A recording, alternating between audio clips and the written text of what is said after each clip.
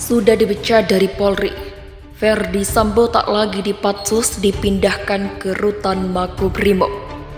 Supaya beliau bisa merenungkan sikap dan perbuatannya, dan kita harapkan dia sebelum dihukum mati, karena ancamannya hukuman mati, sadar dan bertobat kan begitu, supaya bisa masuk surga kan begitu ya. Nah, dengan dipindahkan ke tempat yang baru sekarang, itu juga sebenarnya sudah fungsionalnya kan mutasi, sebenarnya itu kan mutasi pada bagian lain yang tidak sama dengan yang seharusnya. Nah, kita ya mengapresiasi kinerja Pak Listio Sigit selaku Kapolri yang sudah berupaya begitu gigih Pak Listio Sigit untuk menuntaskan permasalahan ini. Pasal yang dipersangkakan itu adalah pasal yang ancaman pidananya berat. Sehingga kecermatan, kejelasan, kelengkapan, kesesuaian semua itu harus diyakini oleh penuntut umum dari berkas perkara itu. Karena nanti kalau sudah di persidangan adalah tanggung jawab sepenuhnya oleh jaksa penuntut umum.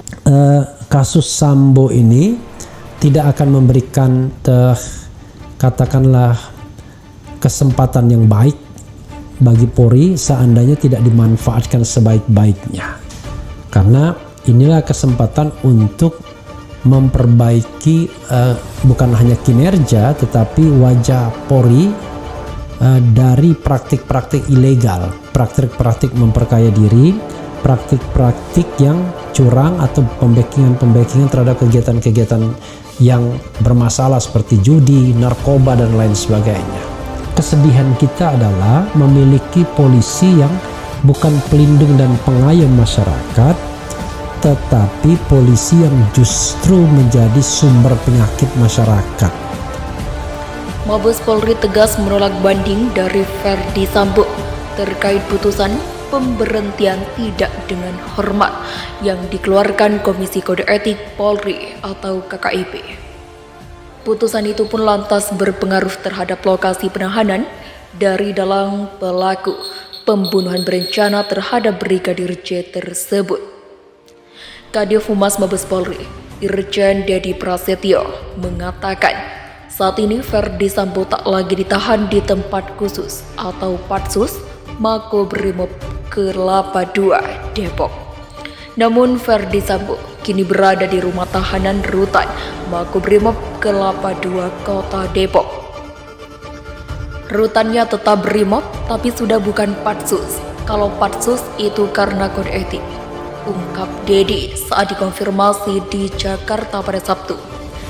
Dedi menjelaskan perpindahan lokasi penahanan Ferdy Sambo itu ditenggarai pelaku yang telah dipecat dari instansi Polri. Ditambah pihak KKIP telah tuntas menggelar sidang etik terhadap dalam pembunuhan berencana terhadap Brigadir J. Karenanya, Dedi menyebut kini Ferdy Sambo telah menjadi tahanan dengan status tindak pidana pembunuhan berencana.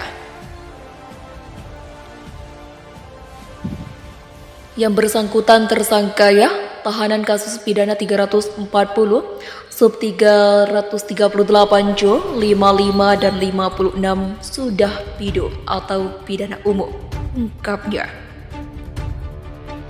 Akan ada kabar baik minggu depan.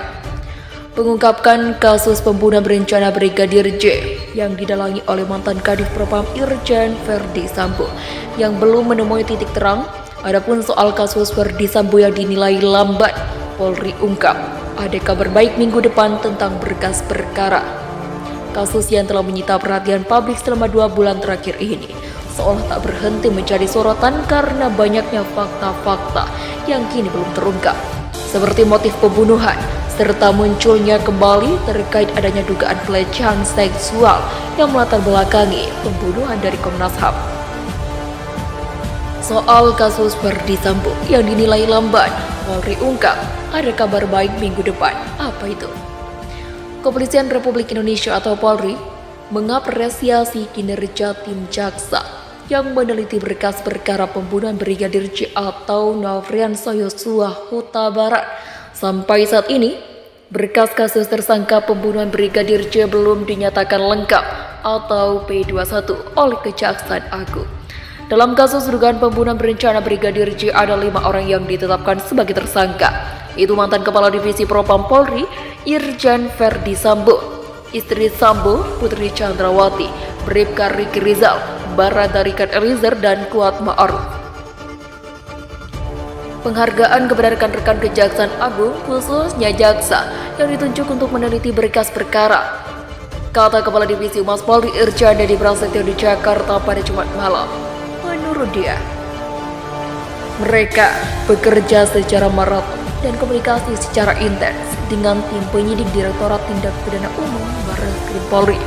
Untuk itu, ia berharap minggu depan berkas perkara para tersangka pembunuhan berencana Brigadir J mendapatkan kabar baik.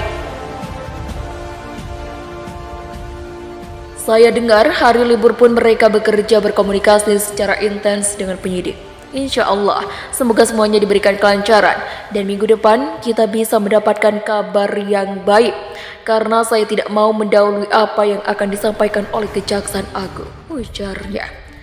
Karena, kata dia, dalam criminal justice system atau sistem peradilan pidana itu ada asas yang betul-betul harus saling menghargai dan menghormati sesuai dengan tupoksi masing-masing.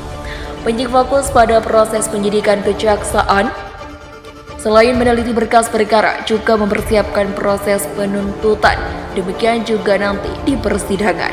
Kerja dari semuanya itu harus betul-betul saling menghargai, tandasnya. Sebelumnya berkas perkara obstruction of justice atau upaya menghalangi penyidikan dalam kasus kematian Brigadir J dan berkas perkara pembunuhan berencana Brigadir J belum juga rampung. Kejaksaan Agung mengatakan masih meneliti keduanya.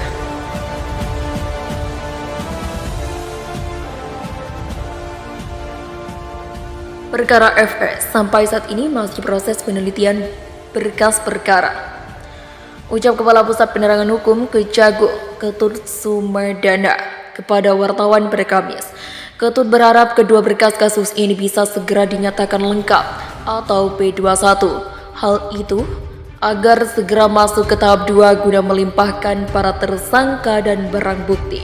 Katanya, Jaksa Penuntut Umum atau JPU masih berkoordinasi soal penelitian berkas untuk mempersiapkan apabila perkara masuk ke persidangan. Mudah-mudahan kedepannya tidak ada pengembalian lagi, mudah-mudahan ya. Yang jelas teman-teman penyidik dan penuntut umum sampai saat ini masih melakukan koordinasi secara intens, komunikasi, bagaimana menyelesaikan perkara ini secara cepat dan baik ketika di pengadilan, kata dia.